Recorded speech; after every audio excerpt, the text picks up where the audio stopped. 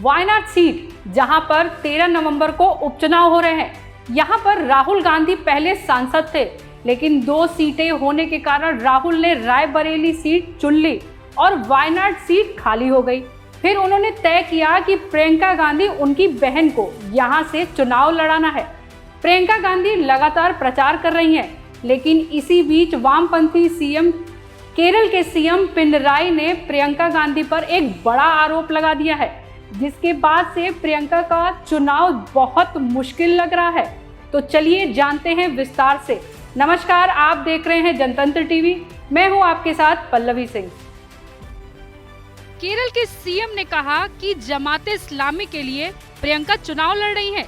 ये अपने आप में एक बड़ा बयान है। जमाते इस्लामी क्या है? जमाते इस्लामी कट्टरपंथी और एक इस्लामी पार्टी है जो कि एक इस्लामी शासन चाहती है, और इसी के लिए सीएम पिनराई कह रहे हैं कि प्रियंका गांधी और कांग्रेस स्पष्ट करे कि क्या वे जमाते इस्लामी के लिए चुनाव लड़ रही हैं? क्या उनके लिए वो भी मुस्लिम शासन चाहती हैं? क्योंकि जमाते इस्लामी का केवल एक ही नारा है कि उन्हें दुनिया को इस्लामी शासन बनाना है। ये सीएम पिनराई ने प्रियंका गांधी से सवाल किया है। हालांकि प्रियंका का इस पर कोई रिएक्शन नहीं आया है, लेकिन जब प्रियंका गांधी का नामांकन था तो आपने भी देखा है कि कितनी भीड़ उनके नामांकन में आई थी। दूसरी तरफ लोगों ने ये भी सवाल उठाए हैं जो कि प्रियंका गांधी जो हमेशा ये नारा देती हैं कि कांग्रेस पार्टी ही असली हिंदुत्व पार्टी है, तो आखिर उनके नामांकन में इतने मुस्लिम भीड़, वहां पर कांग्रेस के झंडे से ज्यादा हम ये देख रहे थे कि वहां पर कितनी मुस्लिम भीड़ दिखाई दे रही थी।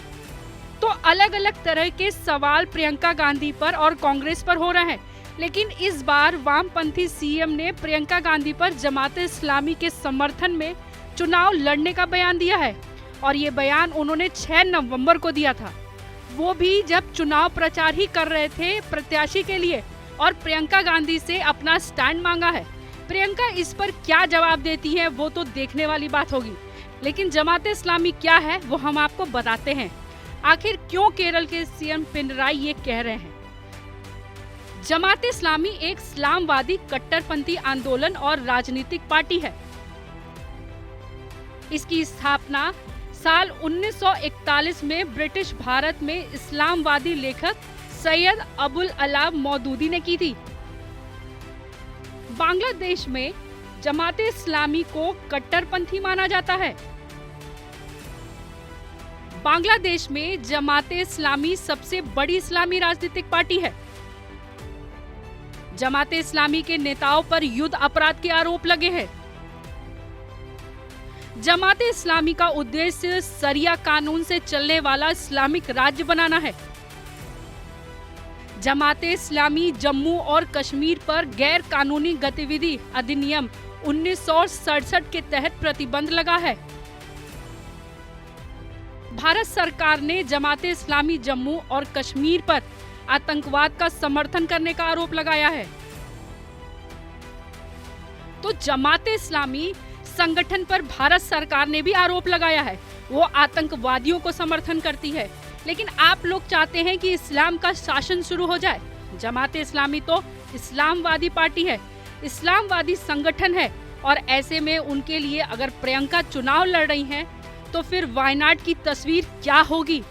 क्या वायनाड के लोगों को ये पता लगेगा तो क्या प्रियंका को वोट देंगे? क्या प्रियंका वायनाड का इस्लामीकरण करना चाहती हैं? हम इसलिए कह रहे हैं कि आखिर ये बयान दिया गया प्रियंका गांधी के लिए, वो भी उसकी वजह भी आपको बताते हैं। जमाते इस्लामी हिंदू की राजनीतिक शाखा welfare party of India WPI संगठन के लिए ढाल है। उसी WPI ने इस हफ्ते की शुरुआत में राज्य के आगामी उपचुनाव में कांग्रेस के नेतृत्व वाली यूनाइटेड डेमोक्रेटिक फ्रंट यानी कि यूडिया को अपना समर्थन दिया था। इसलिए तमाम तरीके के सवाल जो हैं वो केरल के सीएम की तरफ से उठाए गए हैं। वायनाड की जनता क्या कहती है? यहाँ पर नव्या हरिदास जो बीजेपी की प्रत्याशी है, पार्षद रह चुकी है, काफी दमदारी से, निडरता से प्रियंका गांधी के सामने उतरी हुई है। इन्हें मोदी की शेरनी कहा जाता है, लेकिन जिस तरीके से प्रियंका चुनाव प्रचार कर रही हैं, जीतने का दावा कर रही है, इस्लामीकरण के आरोप जिस तरह प्रियंका पर लग रहे हैं, उससे वायनाड से प्रियंका का जीतना मुश्किल लग रहा है और मोदी की शेरनी का जीतना आसान।